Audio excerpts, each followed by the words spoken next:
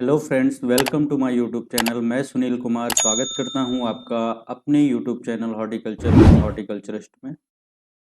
Dear students, जैसा कि आप जानते हैं कि अभी तक आपने प्रोपोगेशन स्ट्रक्चर के दो स्ट्रक्चर के बारे में पढ़ा है। पहला तो आपने ग्रीन हाउस के बारे में पढ़ा है और दूसरा आपने प्रोपोगेशन स्ट्रक्चर लाथ हाउस या फिर नेट हाउस उसके बारे में पढ़ा है। ठीक है, आज हम पढ़ने वाले हैं हॉटबेड्स। हॉटबेड्स क्या होते हैं ये आप देख सकते हैं कि ये आपके पास एक स्ट्रक्चर हुआ है। तो ये क्या होता है कि लगभग 0.92 × 1.8 मीटर का एक जो है ढांचा होता है, जो कि कंक्रीट या फिर लकड़ी का बना होता है और उसके ऊपर एक क्या होता है, विंडो होता है, ढक्कन होता है, जिससे कि क्या होता है, हॉटबेड्स में एक एडिशनल इक्विपमेंट इंस्टॉल किया जाता है जो कि उसको हीट प्रोवाइड करता है, इसीलिए इसको जो है हॉट बेड कहा जाता है। ठीक है, तो आज हम पढ़ने वाले हैं हॉट बेड के बारे में और समझने वाले हैं ये कैसे काम करता है, इसमें हम किस प्रकार की फसलें ग्रो करते हैं। ठीक है, तो देखते हैं हॉट बेड के बारे में। तो सबसे पहले हम देखते हैं कि हॉट बेड होता क्या है। देखिएगा, it is a large would box or frame with a sloping tight fitting lid make of window sash। ठीक है, मतलब क्या कह रहा है, it is a large would box, मतलब एक जो है बड़ा सा वुड का बॉक्स जैसा होता है। बॉक्स मतलब संदूक या फिर एक आकृति होती है। ठीक है, बॉक्स जैसा होता है, और या फिर इसको एक फ्रेम भी कह सकते हो, उस बॉक्स को एक फ्रेम भी आप कह सकते हो। विद स्लोपिंग, जो कि थोड़ा सा क्या होता है, स्लोप में होता है। ठीक है, जैसे आपने पहले जो हम चित्र देखे होंगे तो उसमें देखे होंगे थोड़ा सा स्लोप में है। अभी फिर से मैं चित्र आपको दिखा दे रहा हूँ। ये देखिए, ये क्या है, थोड़ा सा आपका कैसा है, स्लोप स्लोप में है। ठीक है, तो इसी की बात हो रही है कि जो है आपका कैसा जो हॉट बेड है वो कैसा थोड़ा सा स्लोप में होता है। ठीक है, तो फिर आगे की बात करते हैं, tight fitting lid made of window sash. और जो इसकी विंडो का ढांचा होता है उस पर क्या होता है, टाइट फिटिंग लिड, मतलब जो है टाइट एक ढक्कन लगा होता है। ठीक है, इस जो है शैश बार का, शैश बार मतलब ढांचे का। ठीक है, इसके बाद हम देखते हैं the standard size is 0.9 × 1.8 metre.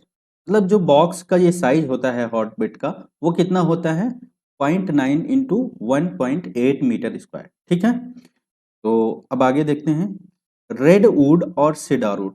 मतलब ये रेड वुड या फिर सीडार वुड, मतलब जो देवदार का आपकी लकड़ी होती है उसका बना होता है। रेड वुड और cider would which is resistant to decay is used for preparing hotbeds।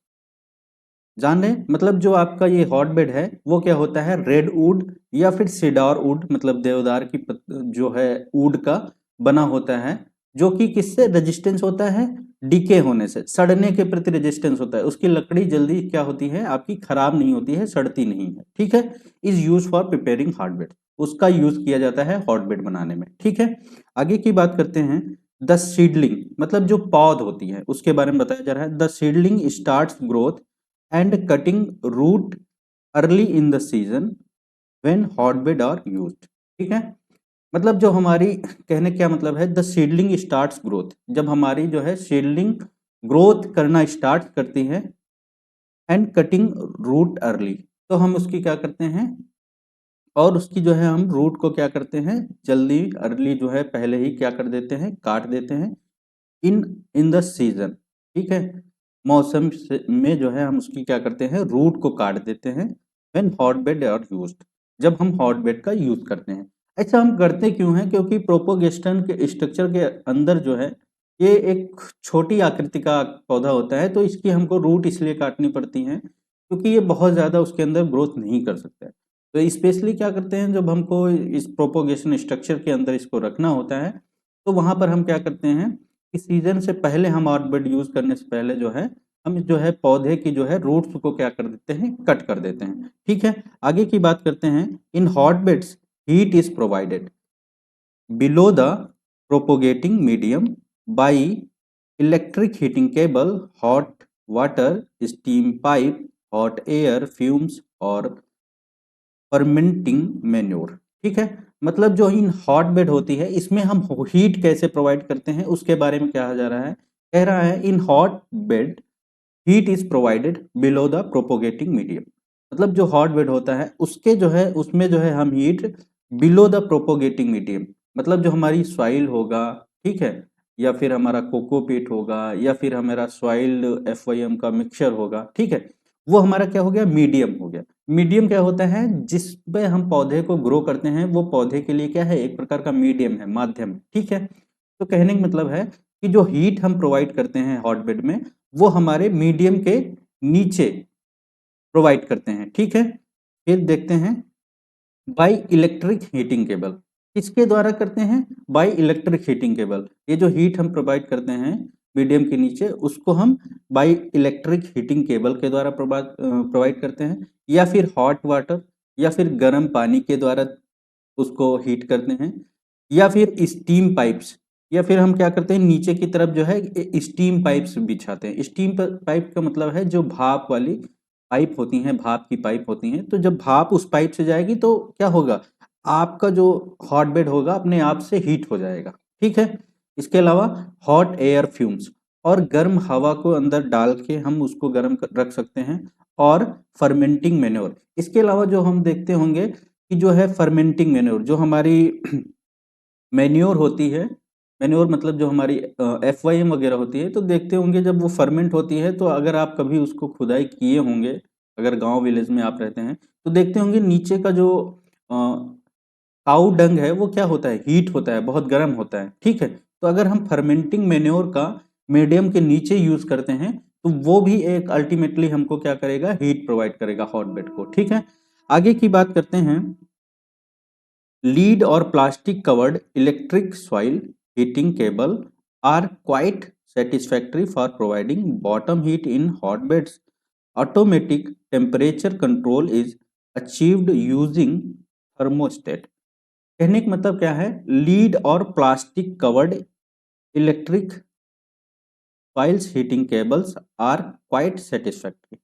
मतलब जो हमारी लीड होती है, जो हमारा मतलब तार होता है हीटिंग, और प्लास्टिक कवर्ड इलेक्ट्रिक, जो हमारी प्लास्टिक कवर्ड जो होती हैं, plastic covered electric soils heating cables होती हैं, ठीक है, सॉइल को हीट करने वाली प्लास्टिक कवर्ड जो केबल्स होती हैं, आर क्वाइट सेटिस्फैक्ट्री, वो हमको थोड़ा बहुत क्या करती हैं, सेटिस्फाई करती हैं, हमको संतुष्टि देती हैं, for providing bottom heat in the hot beds.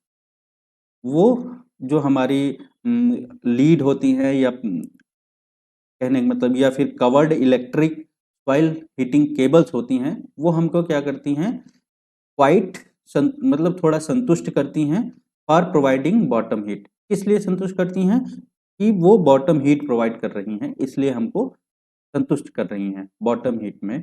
Bottom heat किसमें, हॉट बेड में, ठीक है। फिर आगे की बात करते हैं, automatic temperature control is achieved by using thermostat. अगर आप थर्मोस्टेट, थर्मोस्टेट एक इक्विपमेंट होता है जिसको यूज किया जाता है लो एंड हाई टेम्परेचर को मेंटेन करने के लिए, ठीक है। तो ऑटोमेटिक अगर कोई चीज आपको इंस्टॉल करना है तो आपको थर्मोस्टेट लगाना पड़ेगा, मतलब automatic temperature control is achieved by using thermostat.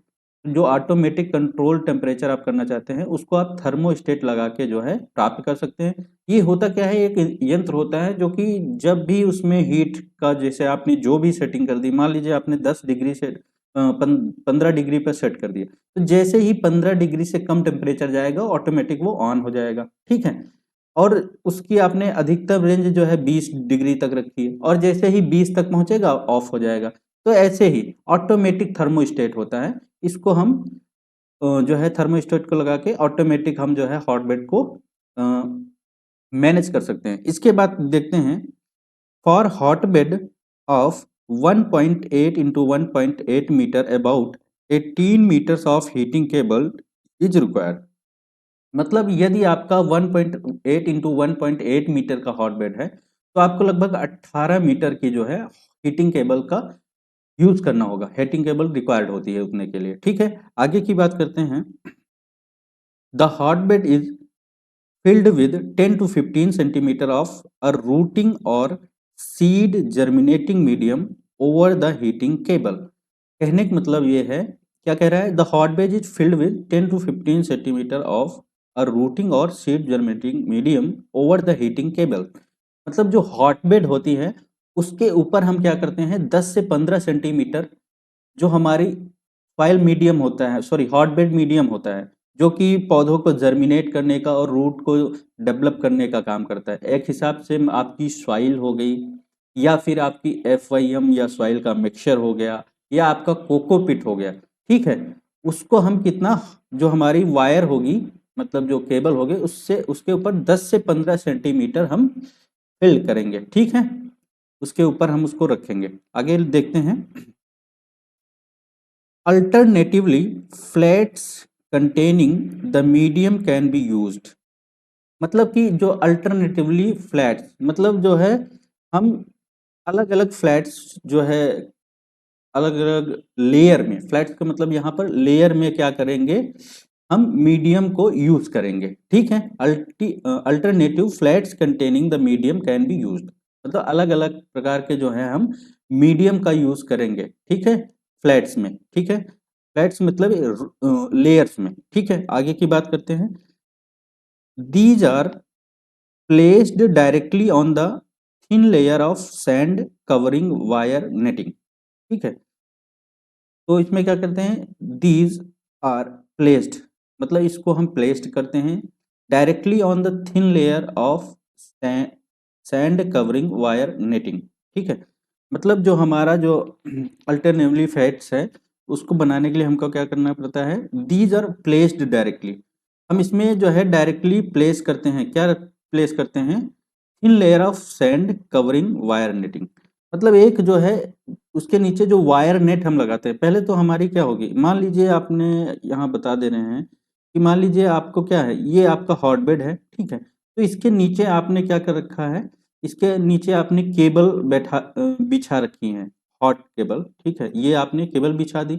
तो इसके ऊपर हमको क्या, एक नेट बिछाना है, एक नेट जो है वायर नेट बिछाना है, ताकि ये केबल को, जैसे कि आपने गुड़ाई कर रहे हैं तो उसमें क्या है, हानि ना हो, ठीक है, उसमें ज़्यादा आपका डायरेक्ट जाके केबल पे वो आपका औजार ना लगे, इसके लिए इसके ऊपर एक हम क्या करते हैं, नेट बिछा देते हैं, ठीक है। इस नेट को बिछा देते हैं और इसके ऊपर एक थिन लेयर, पतली सी लेयर, मतलब जो थिन लेयर होती है इसकी, सैंड की, बालू की एक जो है सैंड की लेयर बिछा देते हैं, ठीक है, वही चीज यहाँ पर कहा जाता है। फिर क्या कहते हैं, the layer of sand protect the cable from the tools. मतलब जो हम यहाँ पर सैंड की लेयर बनाते हैं, ठीक है, वायर के ऊपर, ये क्या करती है, हमारे जो अंदर हीटिंग केबल है उसको क्या करती है, प्रोटेक्ट करती है, बचाती है, ठीक है। आगे की हम बात करते हैं, आगे की हम बात करते हैं, देखते हैं। Hot beds can be used through out the year. मतलब जो हॉट बेड होता है उसको हम साल भर यूज कर सकते हैं, through out the year use कर सकते हैं, ठीक है, accept in accept in areas with severe winter. मतलब एक्सेप्ट मतलब अपवाद स्वरूप, इन एरियाज उन क्षेत्रों में जहां पर क्या होगा, सीवियर विंटर होगा, जहां पर बहुत अधिक विंटर होगा, वहां पर हम इसको नहीं यूज करेंगे, बाकी हम थ्रू आउट द ईयर जो है हॉटबेड को क्या कर सकते हैं, यूज कर सकते हैं। फिर आगे देखते हैं। In these areas it's used may be restricted to spring summer and early winter, ठीक है। मतलब जहां पर सीवियर विंटर होती है उन एरियाज में क्या करते हैं, हम इसको यूज कब करते हैं, एक तो स्प्रिंग में करते हैं, स्प्रिंग का मतलब हमारा जब मार्च अप्रैल का मौसम होता है, ठीक है, बसंत में, ठीक है, उसके बाद समर में करते हैं एंड अर्ली विंटर में करते हैं, sorry, in these areas is use में बी रिस्ट्रिक्टेड। मतलब इन एरियाज में जो है ठंडे एरियाज में क्या है, आपका हॉट बेड रेस्ट्रिक्टेड है, वहां नहीं आप इसको यूज कर सकते हैं। To spring summer, spring summer में आप यूज नहीं कर सकते हैं, एंड अर्ली विंटर, और सितंबर अर्ली विंटर में यूज नहीं कर सकते हैं, ठीक है। इन दीज एरियाज इज यूज में बी रिस्ट्रिक्टेड। मतलब ऐसे एरियाज में जहाँ खूब ठंडी होती है वहां पर कब कब आपका रिस्ट्रिक्शन होता है, एक तो स्प्रिंग समर में होता है, ठीक है, बसंत ऋतु, में होता है एंड अर्ली विंटर, और बहुत जब शुरुआती ठंडी होती है तब वहाँ पर क्या होता है, हम हॉट बेड का यूज़ नहीं करते हैं, वहाँ प्रतिबंधित रेस्ट्रिक्टेड होता है यूज़ करना। ठीक है, आगे हम अगला मेथड देखते हैं जिसको हम कोल्ड फ्रेम बोलते हैं। ठीक है, कोल्ड फ्रेम। अच्छा, ये कोल्ड फ्रेम क्या होता है, इसको आपने कहीं न कहीं देखा होगा। ये जो है सिमिलर आपका कैसा है, हॉट बेड जैसा होता है कोल्ड फ्रेम। इसमें क्या होता है, हमारा कोई भी कूलिंग सिस्टम नहीं लगा होता है, सॉरी हीटिंग सिस्टम नहीं लगा होता है। तो कोल्ड फ्रेम्स हैं वो सिमिलर टू हॉट बेड होता है, बट इसमें क्या है, एक ही अंतर है कि आपका कोई भी किसी भी प्रकार का आपका उसमें हीटिंग सिस्टम नहीं लगा होता है। और जो हार्ड बेड होता है उसमें क्या होता है, हीटिंग सिस्टम लगा होता है। तो यही मेन डिफरेंस है, मेजर डिफरेंस है। बाकी सेम साइज का स्ट्रक्चर होता है और सेम ही तरह इसको यूज किया जाता है। ठीक है, देखते हैं कोल्ड फ्रेम्स के बारे में। तो सबसे पहले देख लेते हैं कि कोल्ड फ्रेम क्या होता है। देखते हैं, cold frame construction is similar to hot bed. मतलब जो कोल्ड फ्रेम्स का जो है, जो कंस्ट्रक्शन है वो सिमिलर हॉट बेड जैसा ही उसका कंस्ट्रक्शन होता है। ठीक है, except that except that no provision is made for supplying bottom heat. और इसमें एक्सेप्ट मतलब अपवाद स्वरूप क्या होता है, इसमें किसी प्रकार का प्रोविजन नहीं होता है, प्रावधान नहीं होता है, इसलिए फॉर सप्लाइंग बॉटम हीट, नीचे से किसी प्रकार की हीट देने का किसी प्रकार का प्रावधान नहीं रखते हैं कोल्ड फ्रेम्स में। ठीक है, आगे की बात करते हैं। The standard glass 0.9 into 1.8 metre hotbed sash is used. मतलब जो हमारा हॉटबेड का ढांचा था उसी साइज का जो है हम क्या करेंगे, स्टैंडर्ड ग्लास जो है यहाँ पर यूज करेंगे as a covering for the frames. उसको कवर करने के लिए, मतलब जो हमारा हॉटबेड है उसको कवर करने के लिए 0.9 इंटू 1.8 मीटर का हॉटबेड जैसा ही हम क्या करेंगे, ढांचा यूज करेंगे। ठीक है, कोल्ड बेड को कवर करने के लिए, फ्रेम्स को कवर करने के लिए। ठीक है, आगे की बात देखते हैं। Aldous light weight less expensive frame although lightweight less expensive frame can be constructed using polythene or fiberglass covering। कहने का मतलब है कि जो हमारे लाइट वेट होते हैं, लाइट वेट के जो प्रोपोगेशन स्ट्रक्चर होते हैं, कोल्ड फ्रेम्स होते हैं, वो क्या होते हैं, लेस एक्सपेंसिव होते हैं, कम महंगे होते हैं। ठीक है, कैन बी कंस्ट्रक्टेड, और उनको हम कैसे बना सकते हैं, can be constructed using polythene और फाइबर ग्लास कवरिंग। तो हम जो है अ, इस प्रकार जो है लाइट वेट जो है, जो हल्के वजन के और कम खर्चे के जो है फ्रेम्स बना सकते हैं। ठीक है, कैसे बना सकते हैं, बाय यूजिंग पॉलीथीन, पॉलीथीन का यूज करके और फाइबर ग्लास का यूज करके। ठीक है, बना सकते हैं हम। आगे की बात करते हैं। The covered frames should be fit tightly in order to retain heat and obtain high humidity. मतलब द कवर्ड फ्रेम्स, मतलब जो कवर्ड फ्रेम्स होते हैं हमारे, जो कोल्ड फ्रेम्स होते हैं उनकी बात हो रही है। शुड फिट टाइटली, जो उसके ऊपर हम जो ढक्कन लगाते हैं वो टाइटली फिट होना चाहिए। ठीक है, tightly in order to retain heats. क्यों ऐसा, ताकि वो जो हीट उसमें हो वो बनी रहे। ठीक है, हीट का लॉस ना हो, इसलिए हम वो क्या होता है, टाइटली फिट होना चाहिए हमारा जो कवर्ड फ्रेम है। इसके बाद एंड ऑब्टेन हाई ह्यूमिडिटी, और हाई ह्यूमिडिटी को प्राप्त करने के लिए, हाई ह्यूमिडिटी बनाए रखने के लिए भी हमारा ये जो है कोल्ड फ्रेम्स क्या होता है, टाइटली कवर्ड होना चाहिए। आगे की बात करते हैं। Cold frames should be placed in location protection from winds. It is used primarily in hardening rooted cutting और यंग सीडलिंग बिफोर प्लांटिंग। कहने का मतलब है cold frame should be placed, मतलब कोल्ड फ्रेम को कहाँ पर रखना चाहिए उसके बारे में बात कर रहा है, कह रहे हैं ये लोग, मतलब बता रहे हैं। Cold frame should be placed, cold frame को कहाँ पर रखना चाहिए in location protected from winds. Cold frame को ऐसी लोकेशन पर रखना चाहिए जहां पर विंड से प्रोटेक्शन हो। ठीक है, wind protected from the winds, ठीक है। तो वहां पर हम इसको कोल्ड फ्रेम को रखते हैं जहां पर विंड का प्रोटेक्शन हो। फिर आगे की बात करते हैं, it is used primarily in hardening rooted cutting. इसका जो है मुख्य रूप से जो है यूज हम किस लिए करते हैं, हार्डनिंग, मतलब जो हमारी पौध है उसको हार्डनिंग मतलब मजबूती प्रदान करने के लिए हम क्या करते हैं, रूटेड कटिंग को इसका यूज करते हैं। And young seedling before planting, और जो है नए जो है पौधे को हार्डनिंग मतलब एक तो रूटेड कटिंग को आप मजबूत करने के लिए और यंग सीडलिंग को मजबूत करने के लिए प्लांटिंग से पहले कोल्ड फ्रेम्स का यूज करते हैं, ठीक है। और जो कोल्ड फ्रेम है ये जो है इनको ऐसी लोकेशन पर रखते हैं जहां पर क्या होती है, बहुत ज़्यादा हवा चलती है, तो ये क्या करते हैं, पौधों को विंड से प्रोटेक्ट करते हैं। तो यही लिखा गया है, cold frame should be placed, मतलब कोल्ड फ्रेम को ऐसी जगह पर रखना चाहिए, इन लोकेशन मतलब ऐसे स्थानों पर रखना चाहिए, ठीक है, प्रोटेक्टेड फ्रॉम विंड्स, जो कि विंड से प्रोटेक्टेड हो। आगे की बात करते हैं, it can also be used for starting new plants in the late spring, summer और early winter when no external supply of heat is necessary. तो क्या कहा जा रहा है कि it can also be use for, इसको जो है जैसे कि हमने हॉट बेड पढ़ा था तो उसको हमने स्प्रिंग और समर और विंटर में हम उसको नहीं यूज कर सकते थे, लेकिन यहाँ पर क्या कहा जा रहा है, it can also be use, इसको यूज किया जा सकता है फॉर स्टार्टिंग न्यू प्लांट्स, नए प्लांट्स के ग्रोथ के लिए, ठीक है, for starting new plants in late spring, ठीक है, जो है लेट स्प्रिंग मतलब कि आपका जो पिछला, लेट मतलब क्या होता है, पिछला कह सकते हो या फिर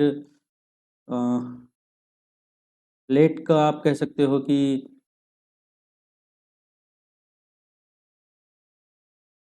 देर, मतलब अंतिम, लेट का मतलब अंतिम भी कह सकते हो।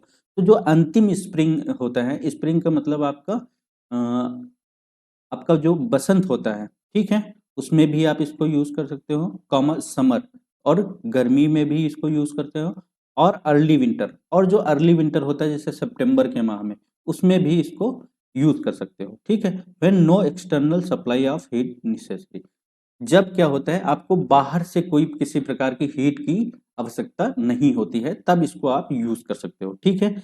आगे की बात कह रहे हैं, cold frame utilize only the heat of the sun retained by the transparent covering, ठीक है, मतलब जो कोल्ड फ्रेम होता है यूटिलाइज ओनली द हीट, मतलब जो कोल्ड फ्रेम होता है वो जो है केवल हीट को यूटिलाइज करता है ऑफ द सन, मतलब सन की केवल हीट को केवल ये है कोल्ड फ्रेम यूटिलाइज करता है, retaining bye the transparent covering, जो कि किससे प्राप्त होती है, एक ट्रांसपेरेंट जो कवर होता है कोल्ड फ्रेम का, उससे जो प्राप्त होती है हीट सन के द्वारा, उसी को जो है कोल्ड फ्रेम्स हमारा यूटिलाइज करता है, इसमें किसी प्रकार का आपका हीटिंग सिस्टम नहीं होता है, इसलिए।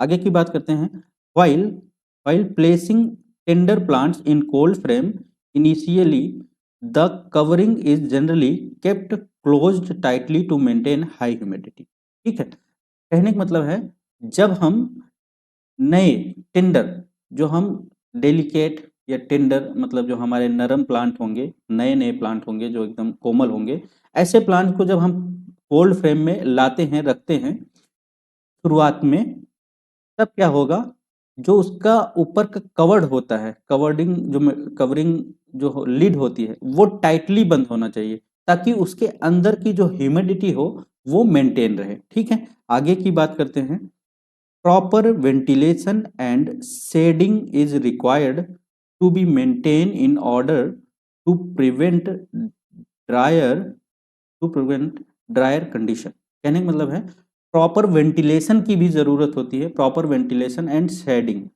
छाया, मतलब प्रॉपर हवादार स्थान की और छाया की आवश्यकता होती है, is required to maintain the order to prevent dryer condition, मतलब सूखे की कंडीशन में क्या होता है, कोल्ड फ्रेम्स को छाया और हवादार स्थान की भी आवश्यकता होती है, ठीक है, ताकि जो है ड्रायर जो सूखी कंडीशन को उसको मेंटेन किया जा सके, ठीक है। For this purpose shading nets, reed mats और polythene are laid over the sheds. अगर अब बहुत ज़्यादा ड्रायर कंडीशन है, बहुत ज़्यादा धूप की कंडीशन है, तो फिर शेड के लिए हम क्या करते हैं, शेडिंग नेट्स, जो हमारे हरे हरे से नेट्स आते हैं उसका प्रयोग करते हैं। रीड मैट्स मतलब जो हमारी ईख की जो हमारा वेस्ट मटेरियल होता है उससे जो मैट्स बनी होती है उसका यूज़ करते हैं। और पॉलीथीन या फिर पॉलीथीन का प्रयोग करते हैं।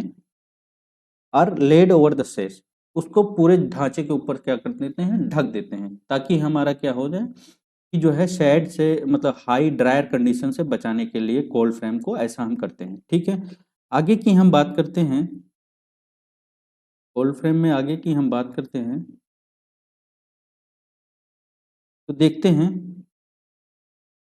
In areas extremely low winter the plant can be overwintered under cold frames. मतलब इन एरियाज, ऐसे एरिया जहां पर बहुत ज़्यादा लो टेम्परेचर होता है, extremely low temperature, the plant can be over winter under cold frame. वहां पर प्लांट खुद ब खुद ओवर विंटर, बहुत ज़्यादा ठंड से क्या हो जाते हैं, प्रभावित हो सकते हैं। कहने का मतलब ये है the areas of external low winter, मतलब ऐसे स्थान जहां बाहर का माहौल ही बहुत ठंडा है, वहां पर प्लांट्स कैन बी ओवर विंटर्ड, मतलब प्लांट जो है ओवर विंटर्ड हो सकते हैं, मतलब बहुत ज्यादा ठंड से उनको ठंड लग सकती है, कहने का मतलब, ठीक है। Under cold frame, cold frame के अंदर, ठीक है। For such purpose additional protective covering is required. तब हमको क्या होता है, फॉर सच पर्पज, इसलिए हमको क्या होता है, एडिशनल प्रोटेक्टिव कवरिंग, मतलब बाहर से हमको प्रोटेक्टिव कवरिंग का रिक्वायरमेंट होती है, ताकि जो है जो सीवियर एक्सट्रीमली ठंडा पोजीशन है उससे हम बचाने के लिए कोल्ड फ्रेम को सक्सेस रहे, ठीक है। तो for such purpose additional protective covering is required, ठीक है। मतलब ऐसे पर्पज के लिए, उद्देश्य के लिए हमको एडिशनल बाह्य रूप से जो है कवर करने के लिए कुछ ना कुछ हमको रिक्वायर्ड होता है, ठीक है। ओके, तो मिलते हैं अगले वीडियो में, तब तक के लिए धन्यवाद। Like share and subscribe.